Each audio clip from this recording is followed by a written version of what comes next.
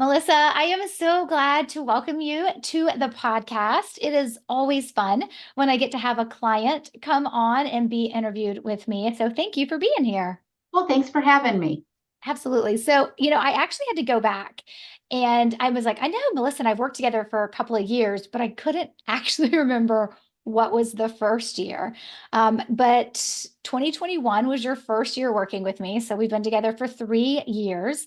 We're moving into our fourth year, which is awesome. And I'm very excited to share with the listeners today, thinking about from that perspective of making sure referrals is a strategy that you are ultimately continuing to cultivate. So obviously, I gave the intro to a little bit about who you are.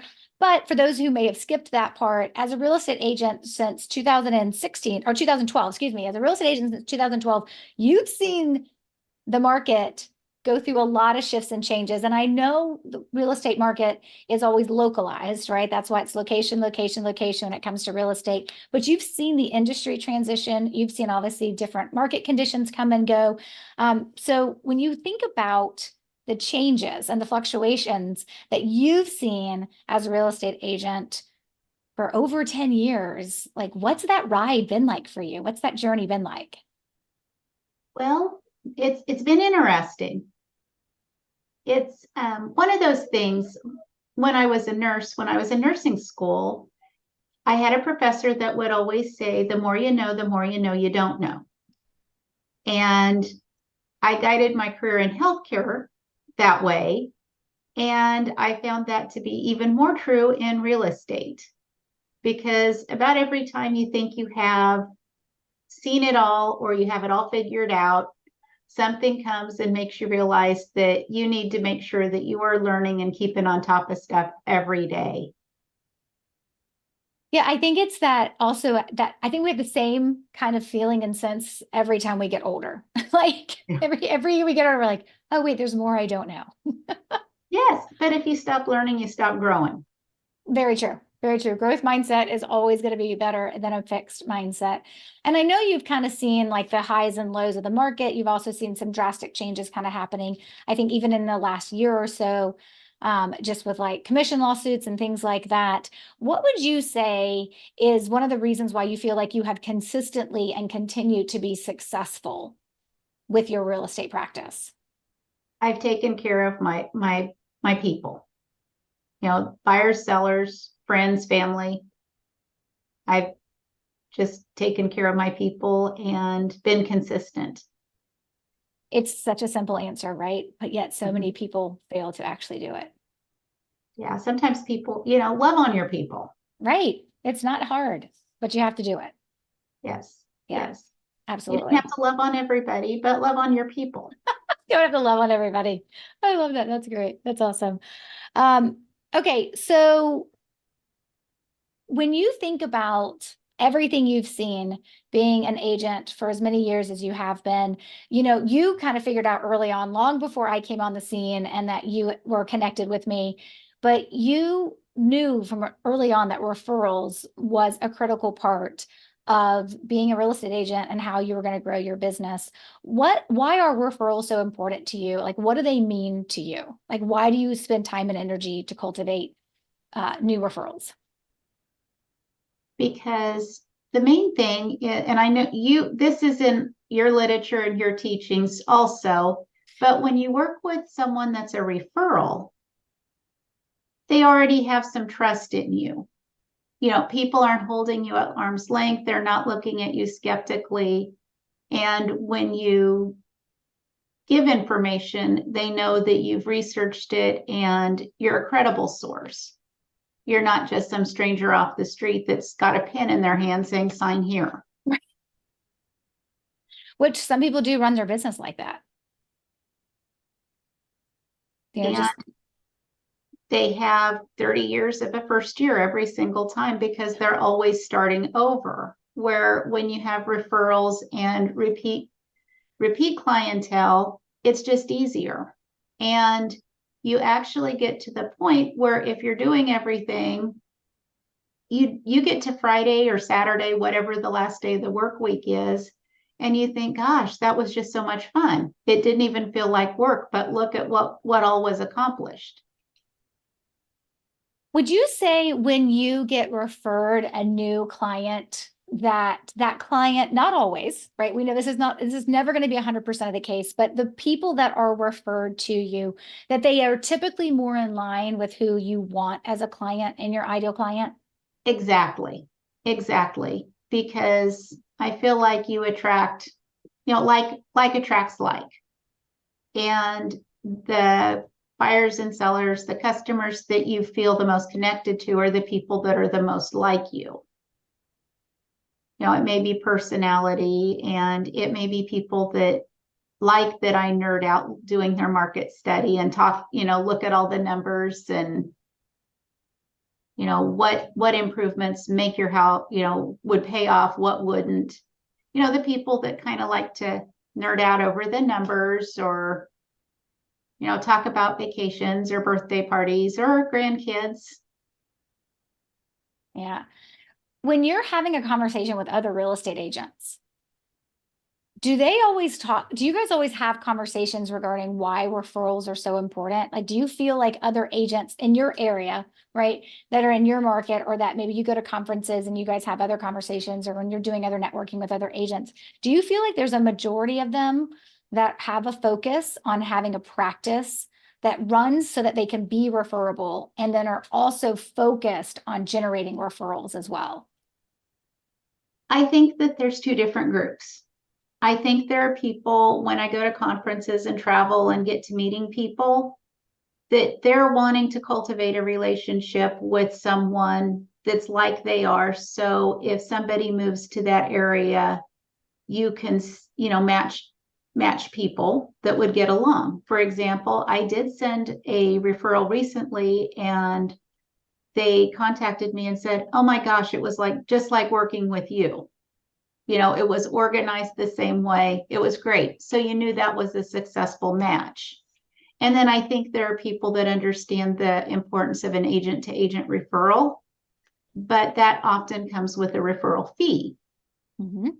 And not everybody that's interested in making that outgoing referral is going to take the time and make sure that it's somebody that's going to take good care of who they're sending to New York or wherever. And if you have the mindset that you want it to be a good experience, I think it's successful. If you just open the yellow pages and pick somebody, it doesn't feel right to the person being referred. Yeah, because they don't feel like they're getting you on the other end. So, and what you're referring to is something that's really specific in the real estate industry, is that when real estate agents refer to other agents, there is a commission, a percentage of the commission that comes back to the original agent who had the client and referred the client to another agent in another area. And the client knows that there's a commission being paid, a portion or percentage of the commission being paid. They know that there's documentation signed, like everything's done above board. And so when a lot of times when I talk about referrals with agents, that is like a focus that they have, right? They're like, I want to make sure I'm getting more agent to agent referrals. And to your point, I think, like, as you said, they do fall into one of two buckets. Like, it's important who I refer you to, that they behave like I would, or the other group that's like, I just want the fee, so I don't care who I refer them to, who's got availability to take this client out that's going to end up in New York, right? And I'm over here in Kansas. I think that's two groups as well. But how often do you feel like agents are focused on referrals, not the agent to agent referrals, but the client referrals, the center of influence referrals?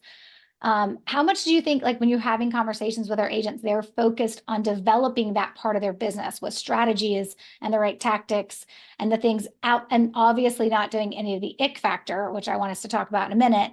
But how many times would you say you talk to agents and they are really focused on those client referrals, those centers of influence referrals, and making sure they are building their business in that way? I think that there's a great majority that are desire that type of business. I think that there's some people that I've had coffee with or talked to, and we visited about it.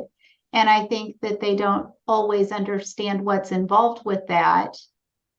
For example, well, why don't I get any referrals? And, do you have something that's referable? because yes, they're the people that you've worked with that would use you again.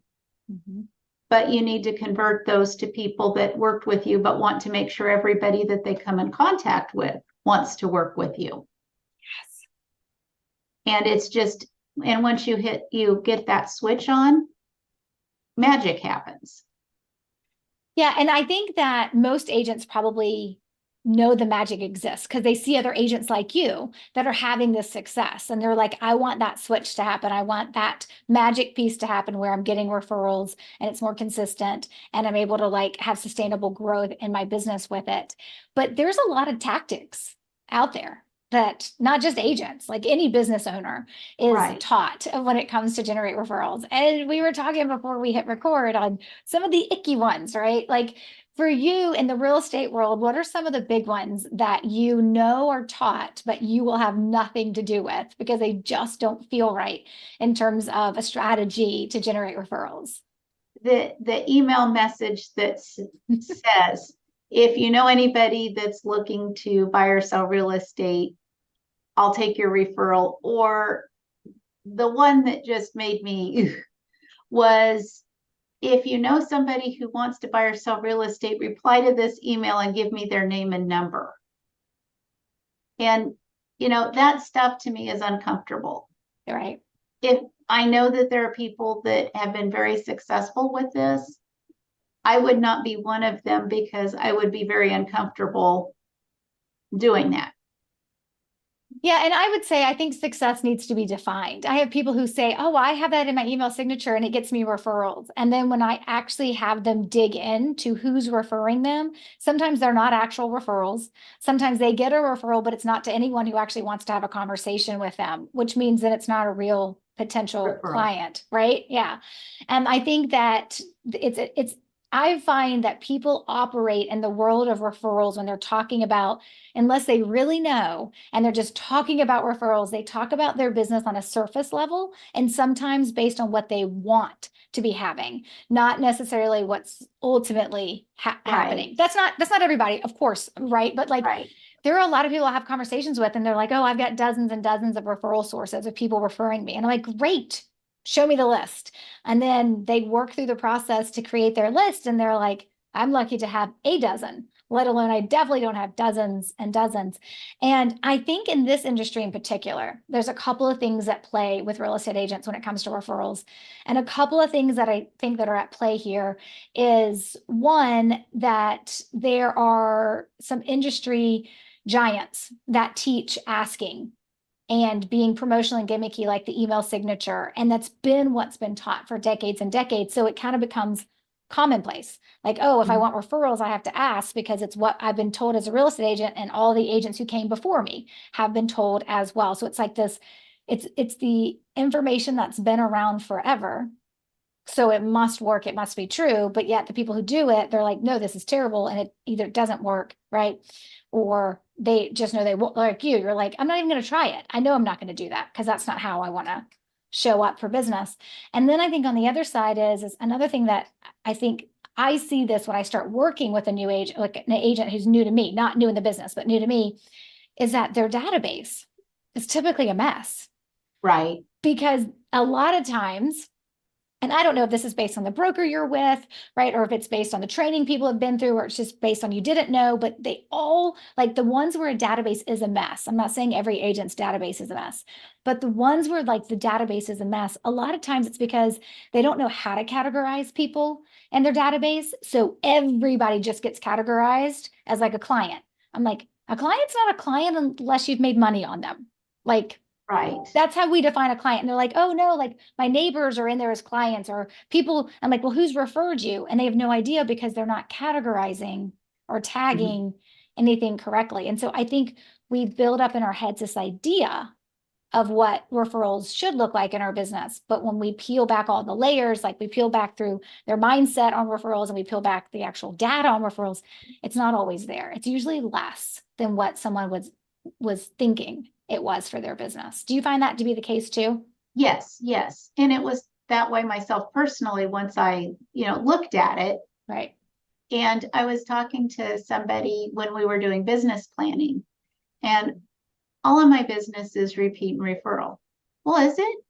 Because, and then they saw that I had printed my list out and I had, this was sphere of influence. This was open house. And once they did that, she was like, I had never looked at it that way. It really isn't. Yeah. I think that keeping our database, if I know there's obviously we have lots of listeners in lots of different industries that listen to this podcast every week, but for the agents in particular that are listening, I do think just taking, if it takes a half a day, an hour, a full day, whatever, and getting your database in order. I think that's really key, and really categorizing people for who they are in your database. It's okay to have people categorized as prospects, and it's okay to have people categorized, oh, I met them through an open house. Like you said, it doesn't all have to be one category. I think that's really important. I find that when agents do that, like you said, with this person you were talking to, it was like her eyes were opened for the first time when she saw your list and your organization. Right. And it took me a while. For example, all of 2023, I was working on my database because it had gotten very unwieldy. And, you just have to put people and look at it and decide where they fit. Yep. Because it was getting too overwhelming. I didn't want to look at it. I didn't want to deal with it because when I opened it up, I knew it was just going to be a mess. Right. And I think that happens normally, right? Like, I mean, you have been an agent for over 10 years. You've probably had it's just time to clean up the database moments before. Oh, yes. They're not every year, but they probably happen every couple of years. I think that's just normal. Right. And so then after I did that this year, new leaf, when the home anniversary comes up for somebody, I'll have that list and then I can look at it and regroup Right. or consider what, because people move away. They get, and then you just look and you think, okay, well, their son-in-law has their license now, or what, just kind of Yeah. look at, sometimes your customer themselves has gotten their license. That's probably not going to be a top referral source. Probably not anymore. I remember when I got my license, I'm sure the real estate agent that helped me buy my condo when I was younger, and if they saw that I had gotten my license, they're probably like, okay, Stacey's probably not going to continue to refer me. She's probably going to be taking that business for herself. Um, yeah, I mean, I think that it's that ability, and we talk about this in the BRB coaching program at the end of every year. I start beating the same drumbeat, right? When we get on the weekly Q&A calls, or when I have milestone calls with folks, or even at our retreat that we do in person in December, I start beating the same drumbeat of we've got to get organized. We have to be able to look back to see how the year went. We should have been doing quarterly tracking. We've got to make sure that the referral sources that we have on our list from this year are going to go with us into the next year. And if not, it's okay to remove some people from that list. It's a yearly thing we have to do as business owners. It's like keeping anything else about our business life or financial life in order. Sometimes things get out of control and when things get really busy, but at least we have a baseline to come back to of how we organize and what it should look like. So when you have eventually gotten back to that place, you know what you're looking for, you know what you're trying to accomplish, which I think is really important. Exactly. Yeah. And your database, regardless of industry, your database is going to depreciate a certain percentage each year. Mm-hmm. So it's always good to add new people and to bring new customers into your fold, while taking care of the ones that you have already served. So true. I think that's such a great way to think about it. Your database will depreciate a little bit, right, every year, no matter what. And having a strategy or a process, really not so much a strategy, maybe just a process in place to know how you're going to tighten that up every year so that you're moving forward into the next year with the right information and the right people. And in our case, right, the right referral sources who should be able to refer you moving forward. So I know that you found me through Ninja Selling. Larry Kendall with wrote the book Ninja Selling, and I know you've kind of worked with Matt as a Ninja Selling coach in the past and stuff, or maybe you still do. And what I teach is a real strong complement to ninja selling. Absolutely. What I teach is not a complement to every real estate training out there. In some cases, I am the contradiction to what other real estate training is being taught. But when it comes to ninja selling and ninja selling for real estate agents, what I do is a real big complement to that. Have you found that? I mean, I know you just said absolutely, but have you Absolutely. found that Yes. to be the case? And that's why it was comfortable. Yeah, It was a comfortable fit and it helped me unlock something that I had skirted around for a long time. right. It just because I'm not going to ask people for referrals. It just is not comfortable. So this developed a process. And coming from healthcare, I like processes and systems. It just makes me feel comfortable. That's what attracted me to the Ninja Selling program. Right. Is because it's comfortable. It's structured. There's a process, but there's not scripts. I'm not going to be on the phone reading you these words. Right. Oh, those are the worst. You know they're reading the script too. You can tell. Yeah, and I think that at the heart of ninja selling and at the heart of what I teach with referrals without asking, the heart of both of those is the protection of the relationship that we Yes. have with the other person, whether that's a client, a referral source, a sphere of influence, whether it is a previous client, it doesn't matter, right? Other agents, right? It's like it's what we do, what we say, how we do it, with the idea that we want to protect that relationship and treat that person Right. with respect. And it's sincere. Right. These are Authentic. transparent. Yeah, absolutely. Okay, cool. So I know people are probably listening and they're like, okay, can we talk about results? People always like to talk about the numbers. So I went back into were great and sent me the last couple of years. And I was like, I want to go back as far as I can with the work that we've done together and pull everything. And I found your original worksheet where you did your goal setting from your very first year. And I was like, oh, this stuff is like gold in terms of like what it looked like for you. So you came into my world at the end of 2020. I actually think you like came in to the program and it was like December 31st of 2020. So really 2021 was your Right. first year with me. But when you did your results of 2020 and you looked back 2018, 2019, and 2020 of the referrals received, you were averaging around 15 to 16 referrals a year. And you are what I like to refer to as an excellent student, an excellent client, because you trusted the process and you did the work. And then you got to have the results from it. And so in your first years, look, averaging 2020 and earlier, about 15, 16 referrals a year. In your first year, 2021, you got 40 referrals, which was amazing. So that was it's definitely more than, I think it's more than triple. I'm not going to do the math in my head if I'm being honest. I know it's more than double. It's definitely more than triple. I don't think it's quadrupled. But so you more than tripled those results in your first year in 2021. And then in 2022, you increased that again and you got 54 new client referrals in 2022. And then in last year in 2023, you did 56 new referrals as well. But you track something. So first of all, congratulations. I Thank love you. seeing that growth over 3 years, continuing to trend up. And we've had some difficult market conditions, I would say, no matter where you are. We've had some difficult market conditions with inflation and interest rates and supply over the last 2 years, if not maybe 3 years. So the fact that you're continuing to trend upwards in that type of market, I think is really important. But you also track something that I find fascinating. And so I want to talk about that for a quick minute. So not only do you track, so I'm just going to look at 2022 and 2023. So not only do you track in 2022, you got 54 referrals that came in. And then in 2023, you got 56 new referrals that came in. In addition to that, separately, you also track the number of clients that come back to you as a repeat client that were originally referred to you, which I got to tell you, Melissa, I don't think most people actually track. And I think that's awesome. Well, it's fascinating to sometimes think, now, how did I meet them?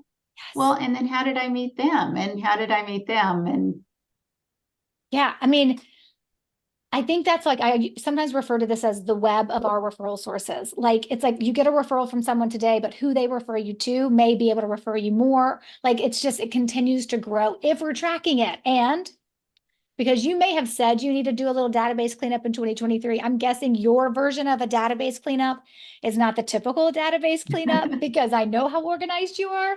But like, so this is what I love about this, right? So in 2022, 73.5, so let's just round up, right? 74% of your business was referral based. And that came from 54 new clients referred to you and 34 clients that were coming back to work with you again who had been originally referred to you.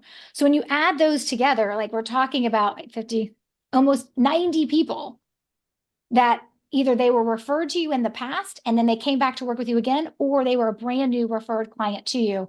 That's incredible. Most people, well, I don't know. I don't want to say most people don't have that type of business. I don't think most people track to know if they have that kind of business from that perspective. And then in last year, in 2023, you had 56 new client referrals and 31 repeat clients who came back to work with you again, who had been originally referred. And that puts your total at like 72% of your business, which is referral based. Like, that's incredible. And it's a lot easier than starting from scratch 80% of the time. Yes, it's so true. I think that this goes to show that not only have you been excellent at making sure you are taking care of your referral sources, but doing something else that I talk about, which is having a referable client experience so that when someone's referred to you, the way you take care of them is so key that they are not only coming back to you over and over again, they also then they become referral sources as well. It's all like, it's like one big happy circle, like one big happy family Yes. from that perspective. Can you imagine what it would look like for you this year if this wasn't the reality that you had been building towards over the last couple of years? Well, it doesn't really matter because it's a new year and a new season. And, things are constantly changing. So it's not like you get this built up and you sit back and you do nothing.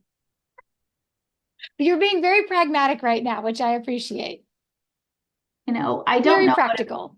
I don't know what it would be like without it, but I am grateful that I have, people to talk to or people that want to talk to me or people that if they want to do work on their house, they contact me and we can talk about what they're thinking they want to do and, allow me to continue to be part of their world, which is a positive thing because then you know that when they're thinking about their real estate, they're thinking about me. Yeah.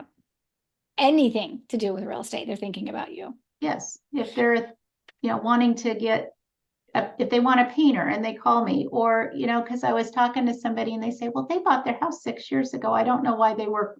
Well, be thankful. I'm thankful every single time, even if it's something like county taxes that can be found on the public record. If they call me and want me to look that up, I'm happy to do that for them. Yeah, and I think it's a mindset shift. So like if other agents are listening or just business owners in general are listening, how you operate, how you think, the philosophy, the mindset that you operate from comes from a place of service because and I know you well enough to know that that's just the way you do business is like, how do I take care, right, of people, but also understanding that there's a strategy behind it. And that strategy that comes behind it really allows you to be able to reap the benefits of how Right. well you take care of your clients and how well you take care of your referral sources. I know your plan, right? Like you build it every year, right? The things you're going to do for your referral sources and the things you're going to do for your clients, depending on what stage that they are in within that client experience. And how, when a client calls you, you're going to make time to make yourself available to them. It's a mindset shift. I mean, I don't think I think people who don't operate from that mindset see it as more work to do. But for you, it's a mindset of like, of course, I'm going to take that phone call and help that past client because I know that's one more thing that's going to put me into the forefront of that client's mind when it comes time to they have a neighbor who wants to sell, or they have somebody new moving into town, or they need to buy or sell themselves, that you're there. And I really think that a lot of people think about that's a lot of work versus your mindset, which is I'm here to serve. And I know by doing that, it benefits me with repeat clients and referrals. Yes. And even if it doesn't, you have to, sometimes you just need to care about other people. Very You know, true. even if they list with their neighbor, you know, if you help them, it's okay. You'll get paid back. Somebody may help you when you have nothing to give in return. Yeah.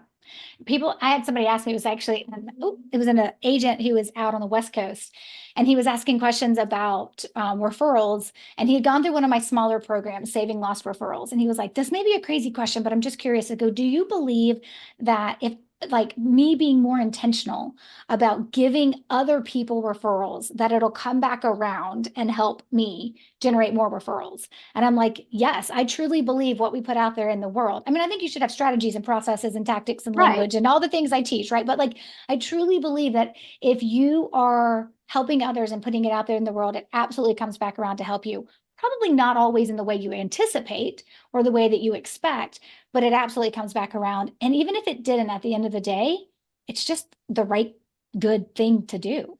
Right. If you know somebody that's good at a good hairdresser and somebody's looking for one, you don't need to worry about whose client they really are. You need to send that person there. Right. So true. Okay. So knowing kind of how last year ended up for you and the year before that, and looking forward to 2024, do you have a goal for how many referrals that you want to receive this year? These are the new referrals that would be sent to you. Well, I'm really good where I am. And if that all stayed the same, I would be completely happy, because there comes a point where you can't double things or you can't triple things because you can't do a good job. I love you saying that because I think it's you understanding how you define enough and what enough is that supports the life that you want while still allowing you to have a life. Exactly. You know, maybe 5 more, 10 more, that'd be great if I can take good care of them. Right. We've all had times where we've been too busy, and there's probably been, a handful of people that did not get the service that they should have because there were too many things going on. And I don't like that, Right. because you don't feel good if you can't do your best. Yeah. And I know a lot of people would be like, well, you can solve that by scaling. But I think that and scaling by adding people or adding more automation or more processes. But I think that the number one thing that's our obligation to do as a business owner is to decide how we want to show up for our clients and then Mhm. build our practice around that and stop worrying about comparing ourselves to anybody else who's building Yes, something different. Just as long as you're building a business that supports you the way you want it to, but also supports you having a life and you enjoy your business and you want to go to work and do what you do, right? Like exactly. so much more important than trying to have the biggest real estate practice in the city. Sometimes it's just, I think that one of the best things that you can be able to define is knowing that sometimes it's okay to want more. Sometimes it's okay to want less, but you Mhm. have to be able to define what is enough for you. And I love that you've done that.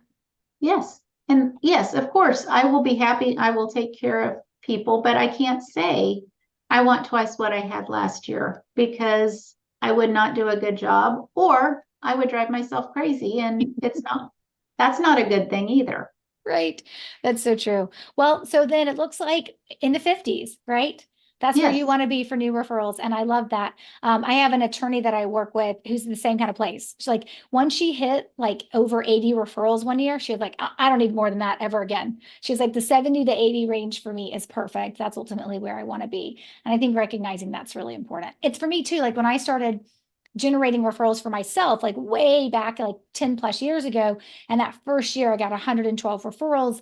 And then I kept that triple digit kind of going year after year. Eventually I got to the point where I'm like, my business model has changed. I don't need that many referrals, because Right. even if I did close all of them, I certainly can't work with all of them in the way that I want to.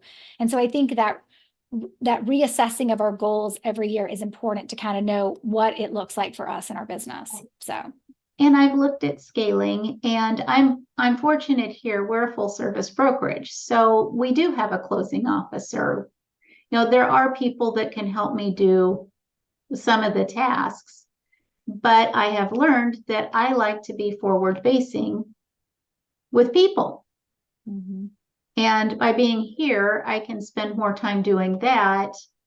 Even if it's just chatting with people at the grocery store instead of doing paperwork.